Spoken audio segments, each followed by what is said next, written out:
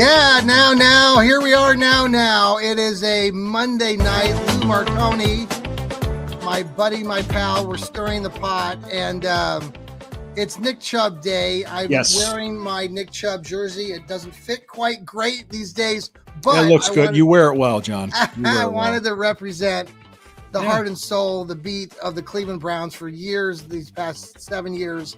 Love the man. I have artistic paintings up on in my loft up here. I know many other people probably have posters and signs and jerseys of Nick Chubb's. So my daughters have Nick Chubb jerseys. I bought them for them. Those are first Browns jerseys. Yep.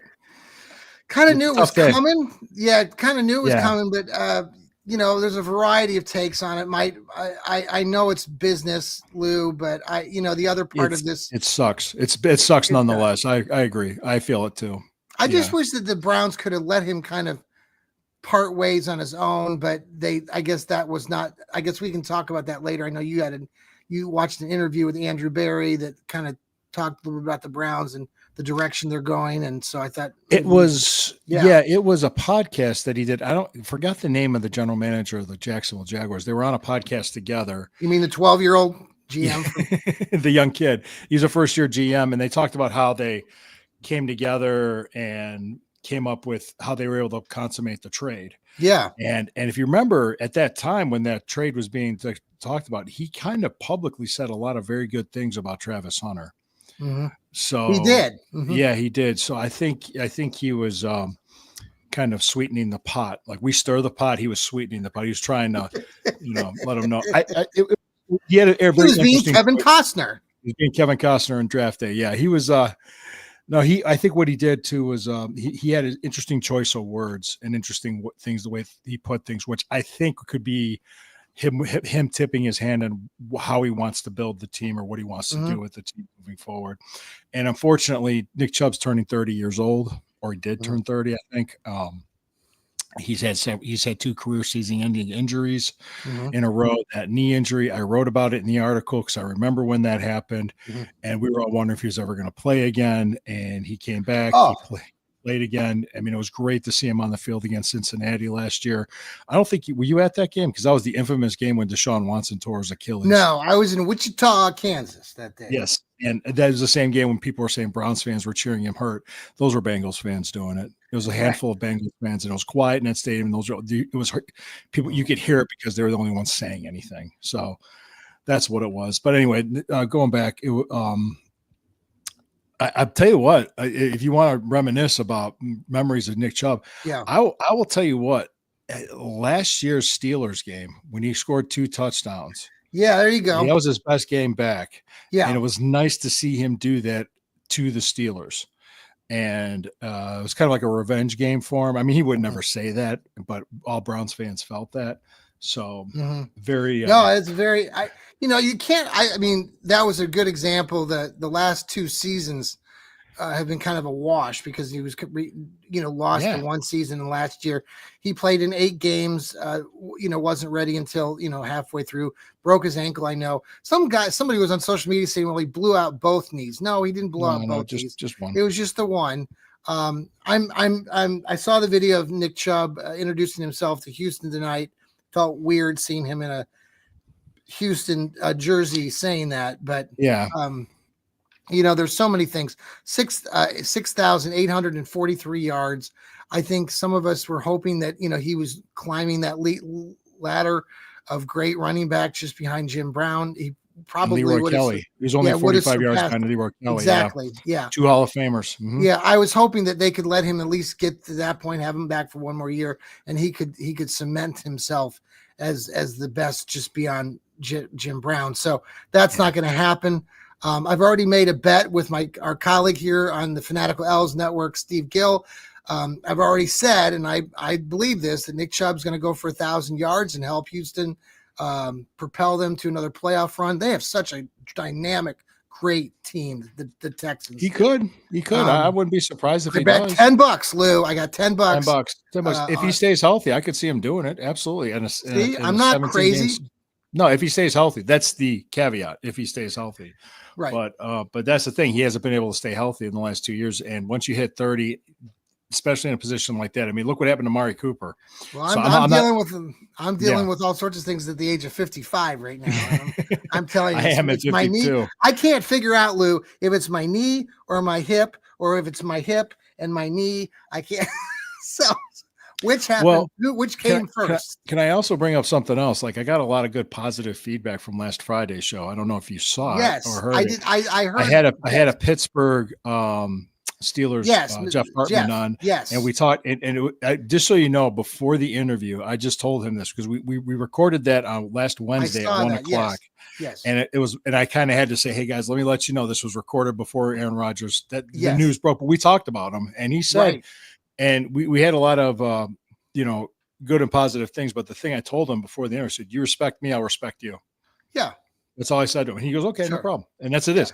If you start giving me this mistake by the lake crap, you're done.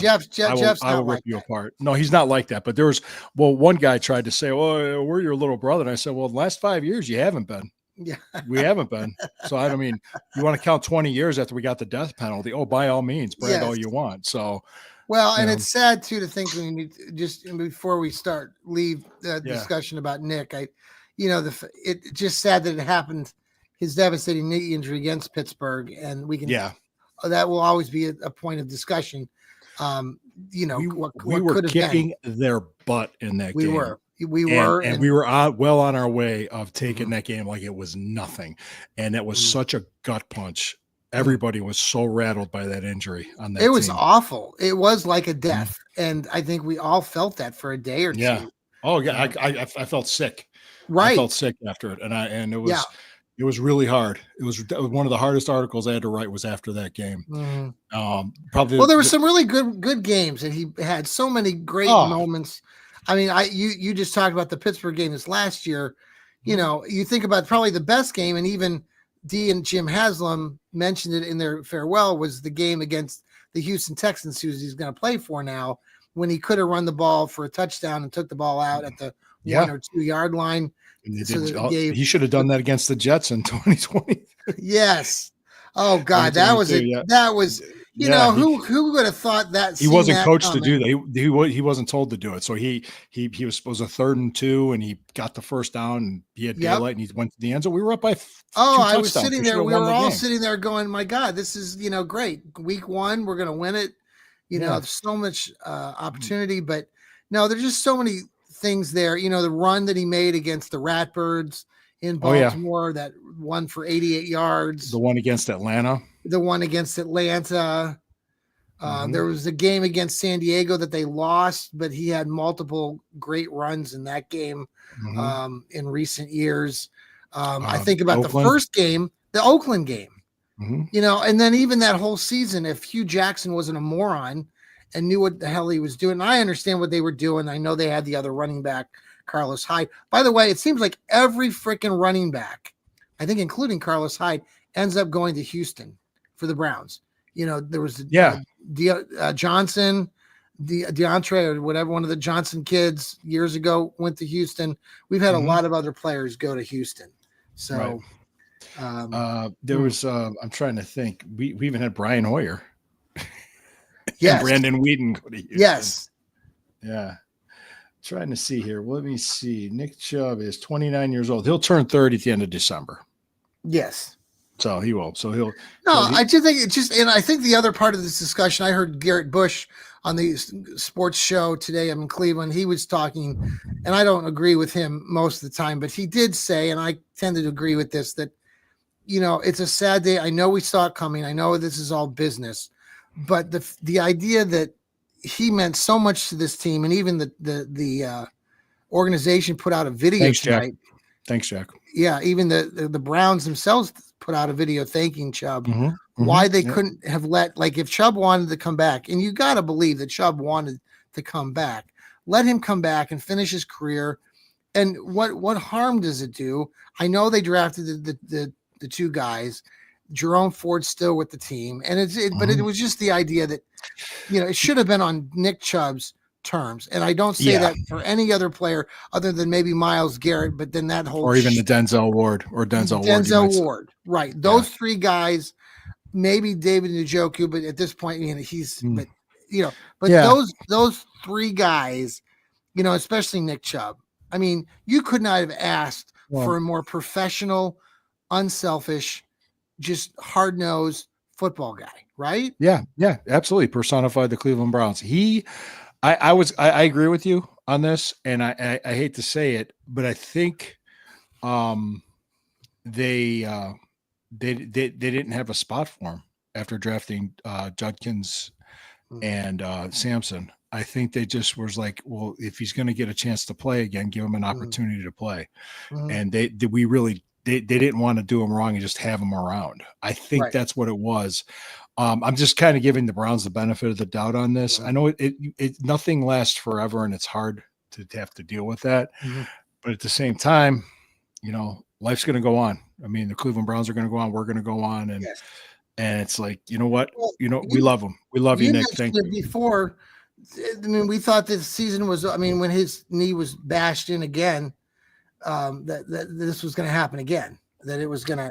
He broke his foot. Yeah, he broke his foot. That was it. That was it against Kansas City. Yeah, that was it. Yeah, that was it. We said, "Oh man, that's it." And as much as I'd like to have him, the same Nick Chubb from 3 years ago was still on this team. I'd love to have that, but unfortunately, that's not the case. And the Browns, obviously, I think the writing was on the wall with the draft picks.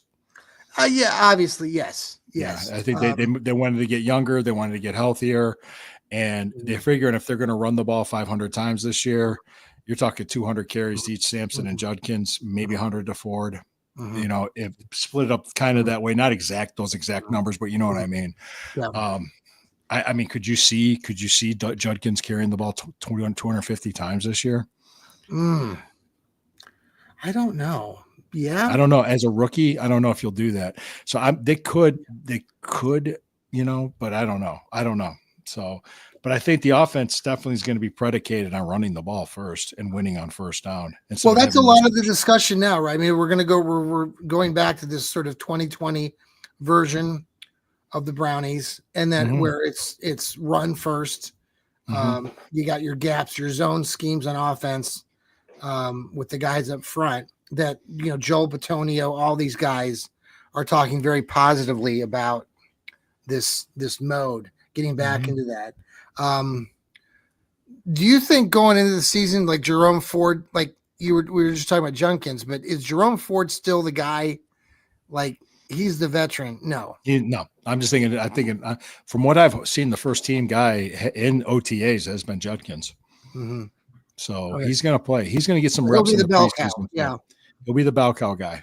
Okay. And Sampson will be the change of pace, and Ford will be in there to take reps to give, if you want to give him a series off, and they're not going to do what you remember how they did Nick Chubb when people said, I'd run Nick Chubb 50 times a game. I remember hearing those calling in the post game shows.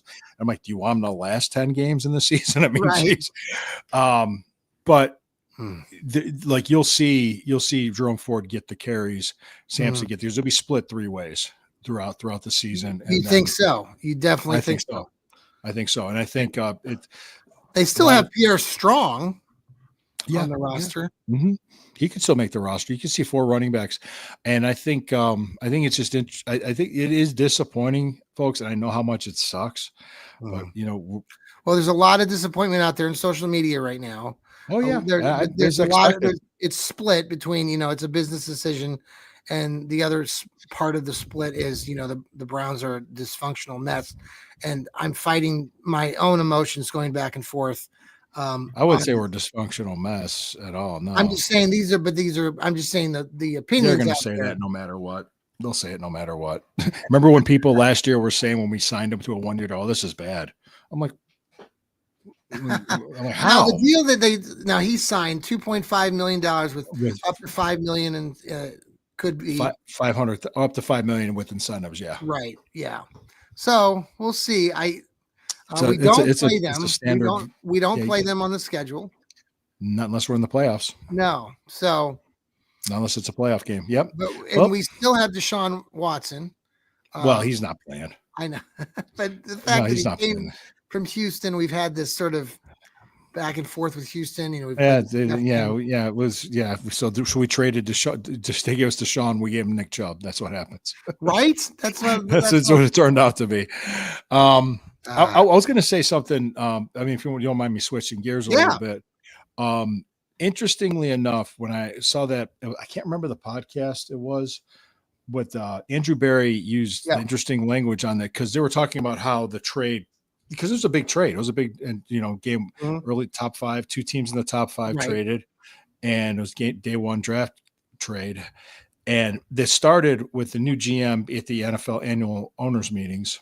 Right. The 12-year-old. The 12-year-old, yeah, the kid. And I guess they started talking because they were interested in Travis Hunter. So he tipped his hand to Barry. And everybody kind of knew the worst kept secret was Tennessee was going to not take, Cam Ward. Right, Everybody knew he was going to take, they were going to take Cam Ward. We knew that. So interestingly enough, so Barry that's why when he went around, he said a lot of praising and glowing things about Travis Hunter, calling him Otani, all this other stuff and everything. So they consummated the deal. And actually the deal was agreed upon 2 weeks before the draft. It was all predicated on Tennessee taking Cam Ward. But if Cam Ward would have dropped the 2, the Browns would have taken him. Okay. The Browns would have taken Cam Ward. So absolutely.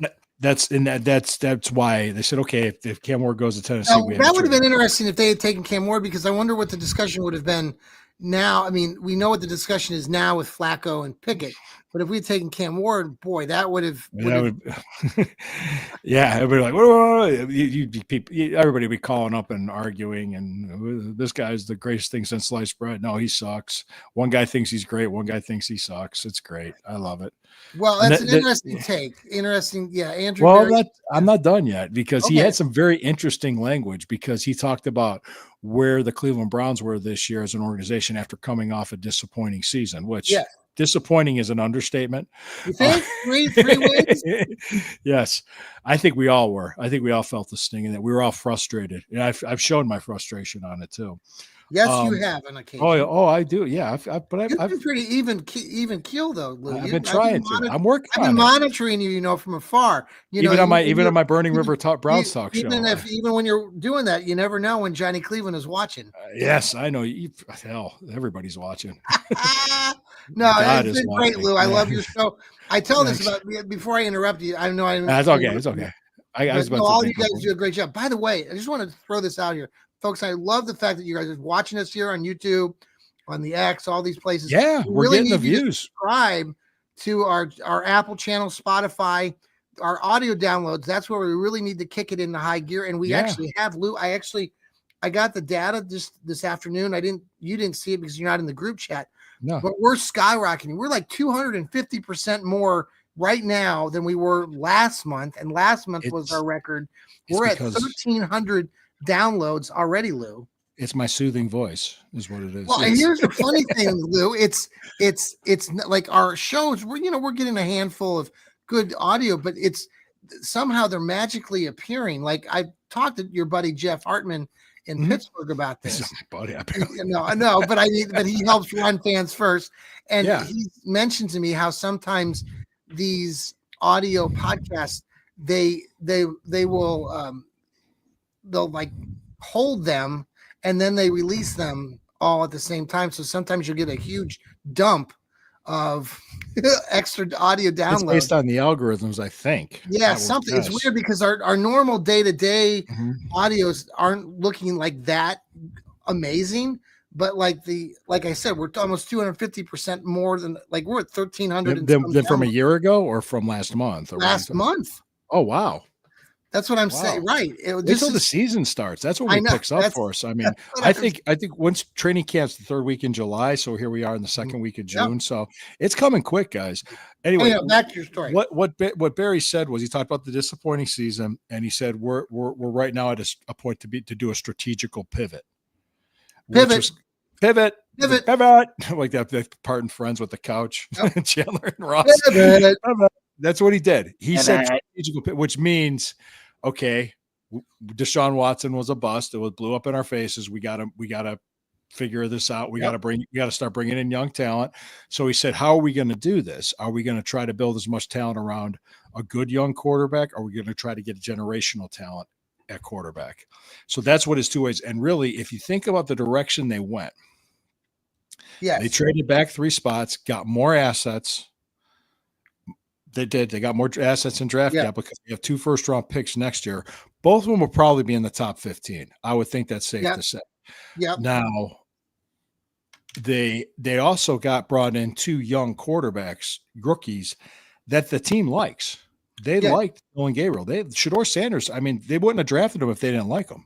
So, I mean, if they didn't want him, they wouldn't have taken him. So they said Nobody in the fan base likes him, but that's okay. There's people that do. I've seen it that people are saying he should be the day one starter, which I think that's not fair to just look at OTA practices and think he should be. I think Galen. Okay. Or him or Dylan Gabriel, but I'm thinking they're going to get their starts by the end of the year, and we're going to see what we have, and they're going to know. Okay, now then they're going to go. Okay, if we have a shot at a generational type quarterback in next year's draft, do we take him? Which I think if it's somebody like a no brainer like a Joe Burrow, absolutely. If he's sitting there for you, and Jacksonville has the number 1 pick, and we have that pick, by all means, take him. Yep, take him. Don't even hesitate. That's a no brainer. But if we don't have that opportunity, say like we're picking like 6th and 12th, all right, you still get 2 very good players, and you still have 2 quarterbacks you like that you could build around. Kind of like said we could do it the way he said Philadelphia and Detroit did it. Sure. Which you think about, Jalen Hurts is a good to very good quarterback. I think he's not horrible. No. He's not Peyton Manning in his prime either. Didn't he sit when he came out, right? He didn't play right away. No, he didn't. And he was kind of like, he was a 2nd round pick, and he just won a Super Bowl. I mean, because they had such a great team around him, and they built in the trenches, which if you look at a lot of our picks the last 2 years, a lot of them were in the trenches. You got your Mason Graham, your Michael Halls, Zach Sinners. So there you go. So I'm just thinking kind of like they're going to – I would picture him doing more like the Philadelphia model. Yeah. But it also depends on where we're at next year. That I'm not going to worry about that or think about that until we're sitting here. And we're at the Combine in February, and we're reporting and doing these podcasts. That's right. Let's talk about that here in just a minute. Let's pause for a quick commercial break. Stirring the Pot with Lou and Johnny Cleveland. We'll be right back.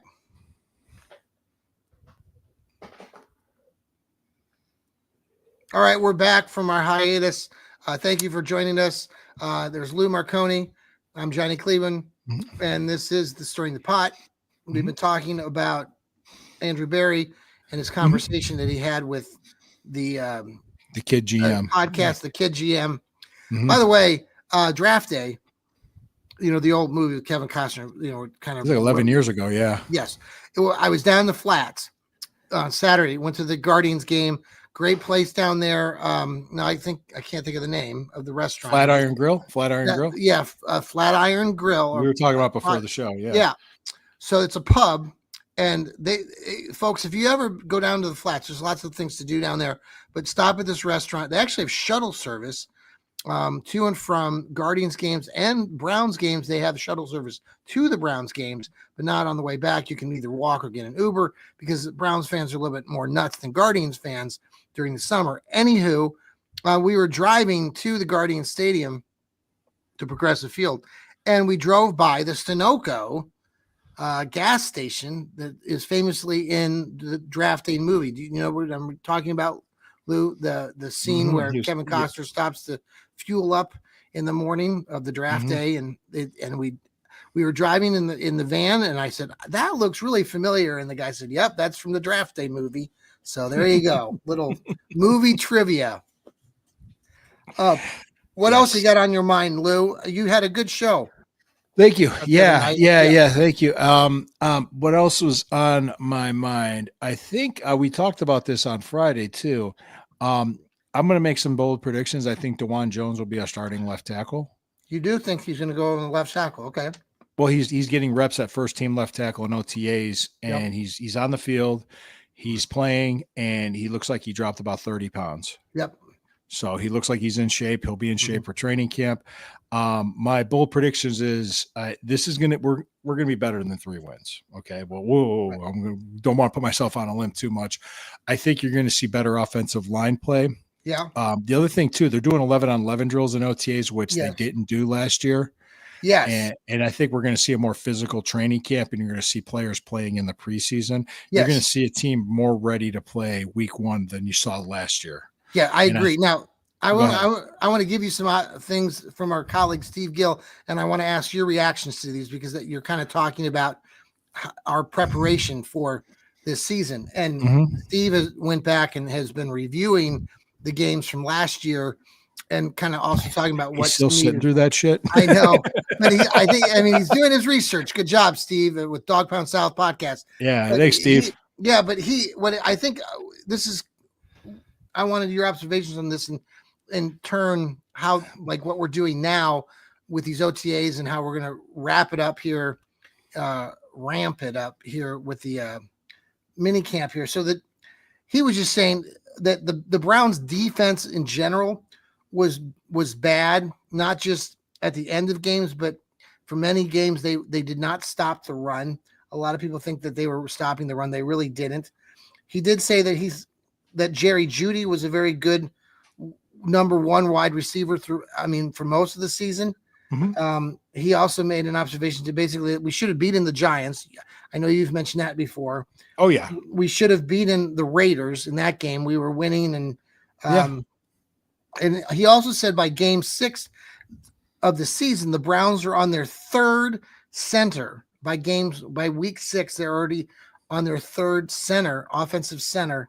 Mhm. And we didn't have any offensive linemen to survive games, and it was nonstop blitzing by the opponents. And that also JOK was having a Pro Bowl season before he suffered that really bad neck injury. So all things you and I have talked about, but just to reflect on that, and then going into what you just said. I mean, they're getting more aggressive, right? Blue, that's the idea. They're going to be tougher because I don't know if aggressive, faster, more younger. up tempo. Like Yeah, with their practice, they're not lollygagging around. They're not dancing and being lazy. It's like they're not going to work. be at the Greenbrier this year either, is my No, understanding. So no. I think you're going to see an actual training camp where they're going to be prepared and more toughened up and ready to prepare to play. The other thing, another observation I'm sure Steve found out too was when the quarterback play was decent, the team was in the game.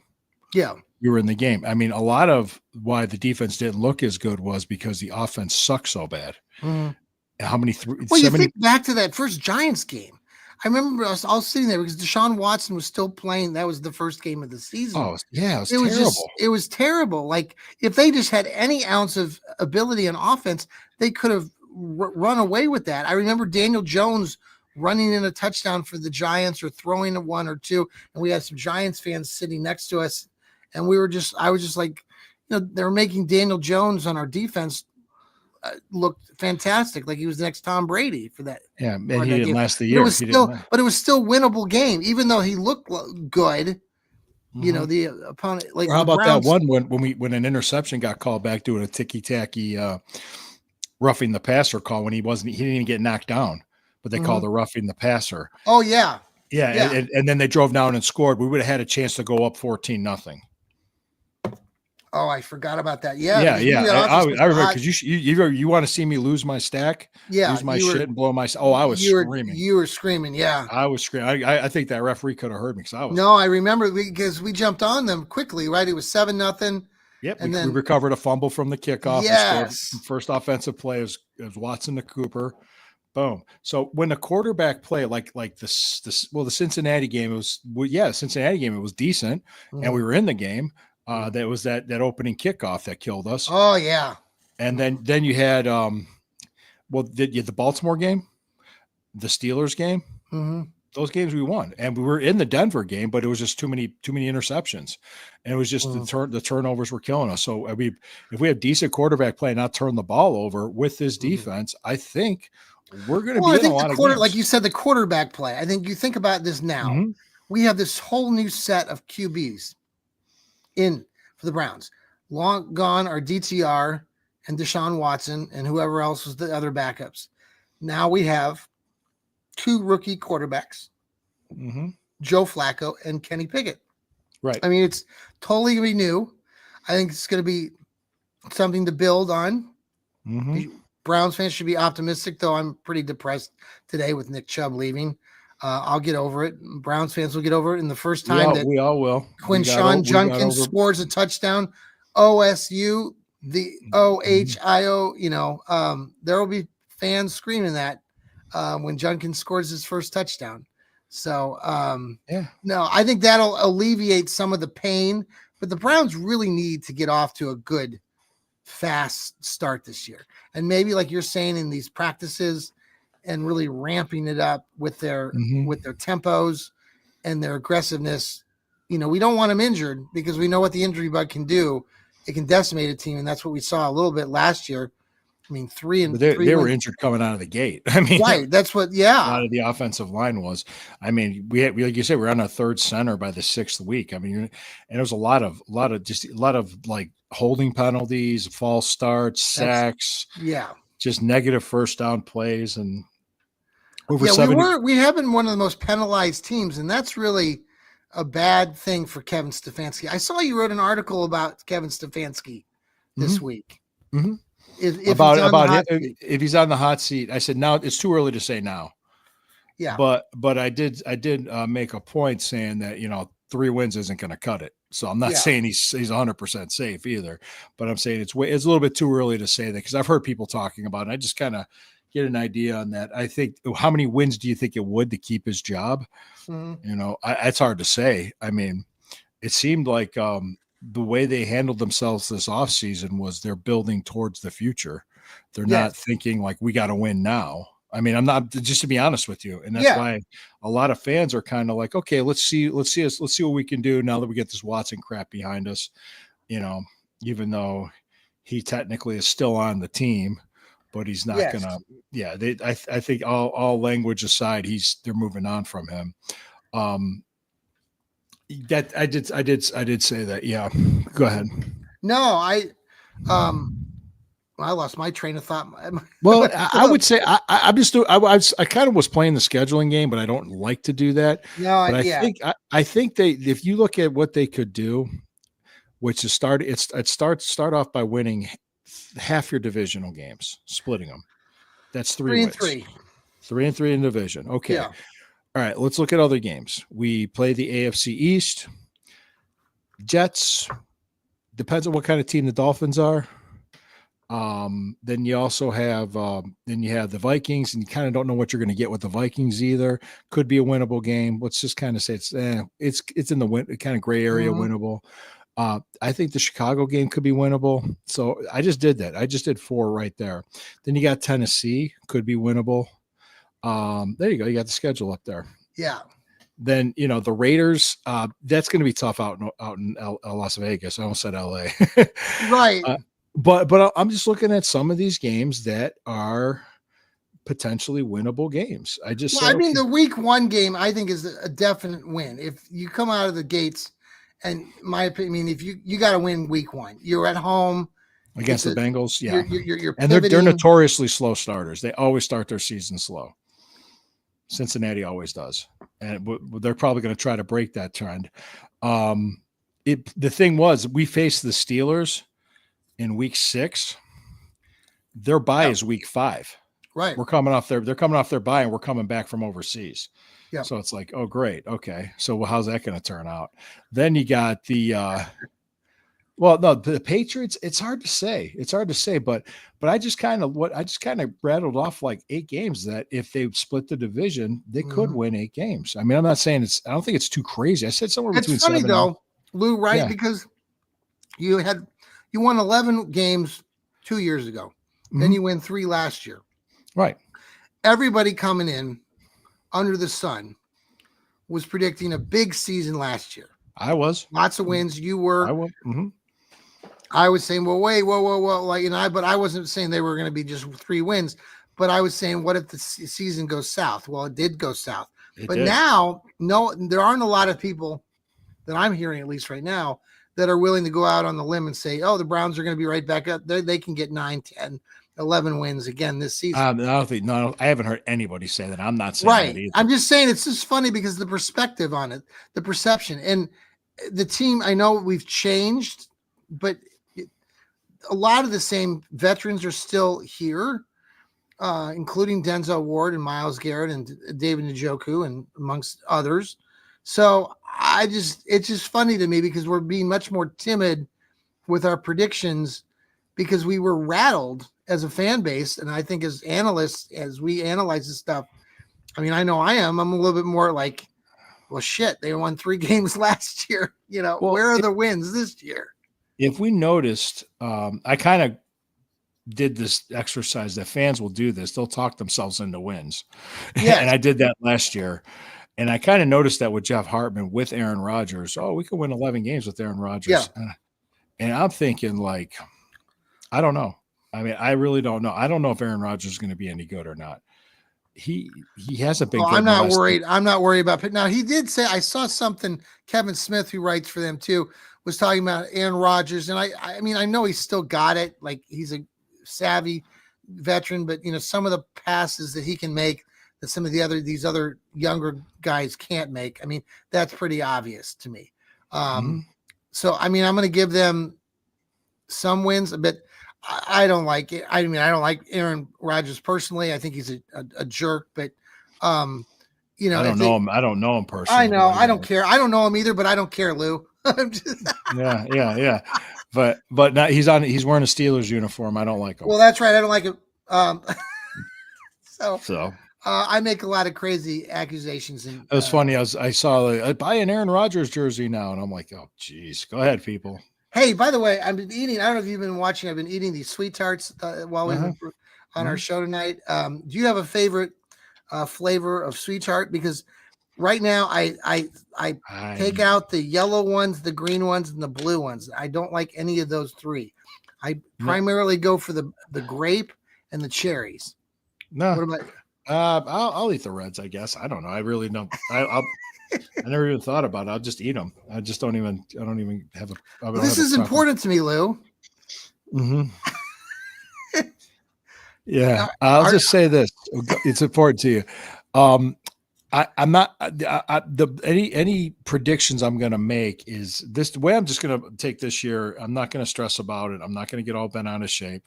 I'm not going to post pictures of a frozen image of guys looking like they're open while this quarterback's about to get killed on a critical 3rd down.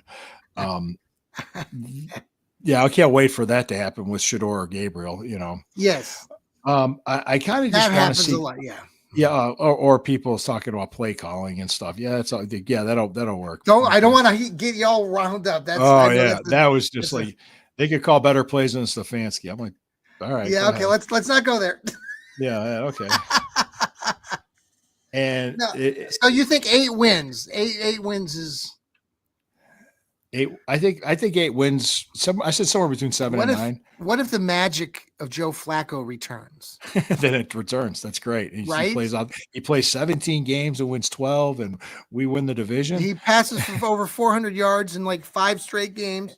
Oh, Jesus Christ! That fantastic. Great.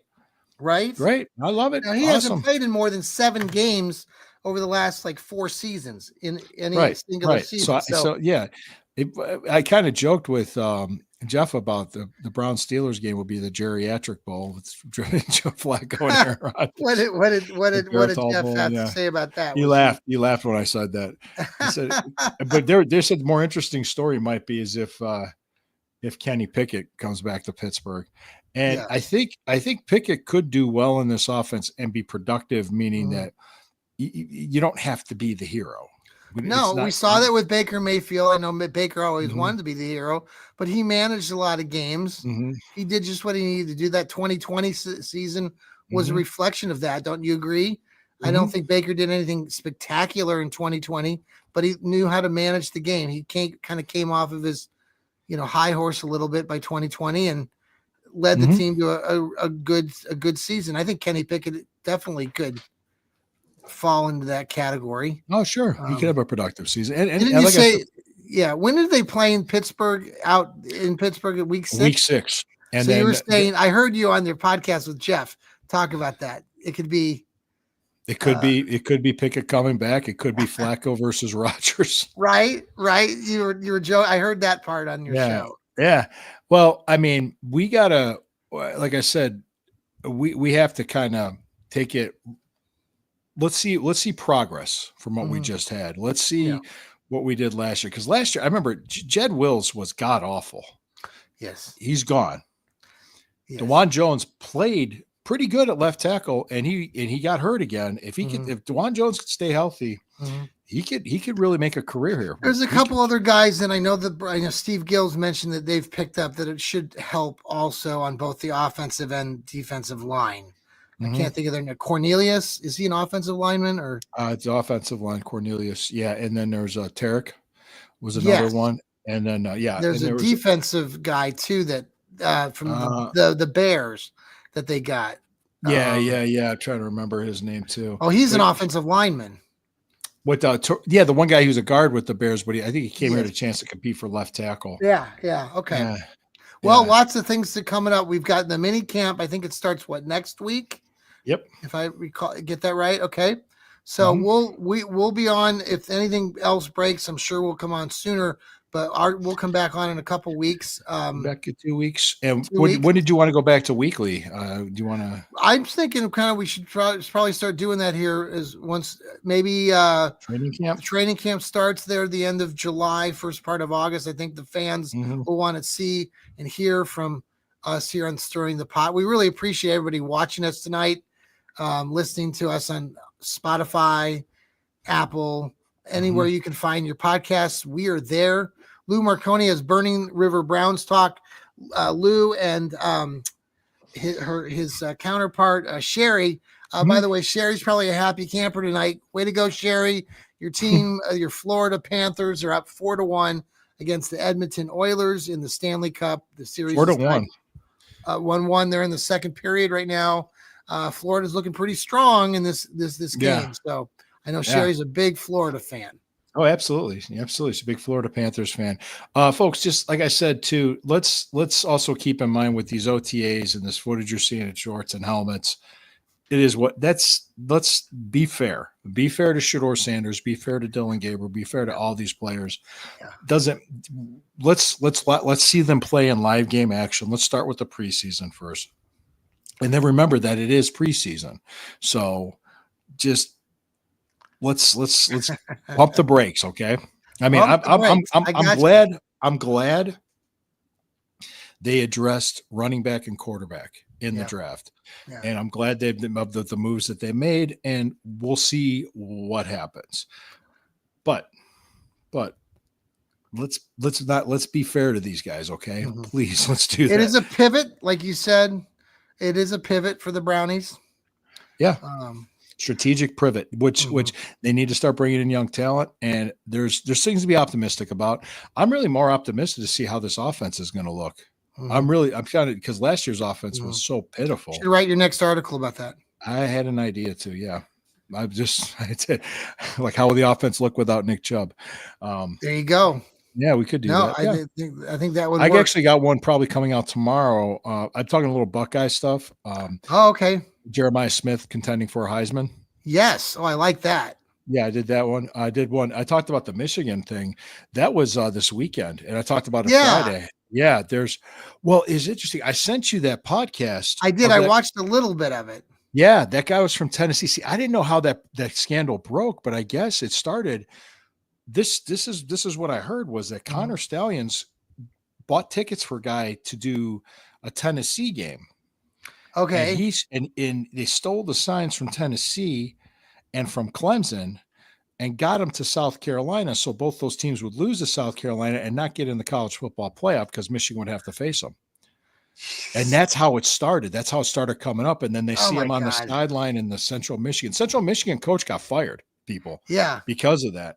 And there's even more to this too. Like, it started out during 2020, when it was a dead period for recruiting. And that means nobody was allowed to be on campus. Right. Well, Harbaugh had players on campus. Gosh. So he got in trouble for that. Then there's some other computer hacking thing that was happening at Michigan. which I'm hearing about. You know, this they're going to today. make a movie of all this, right? They got to make a movie. Probably. Well, they had 11 violations total. 6 of them were level 1. This is rare when it gets to the rules committee like this and they have the hearing. Most of the time, like 99% of the time, it goes to a settlement. Like the college just says, we don't want it. We just tell us what our punishment is. We'll do it. Let's just be done with this. Right. Michigan did not want to settle, probably because what was offered to them sucked so bad. Like they didn't want to do it. And you're probably going to see some vacated wins. You're probably going to see a 2-year postseason ban.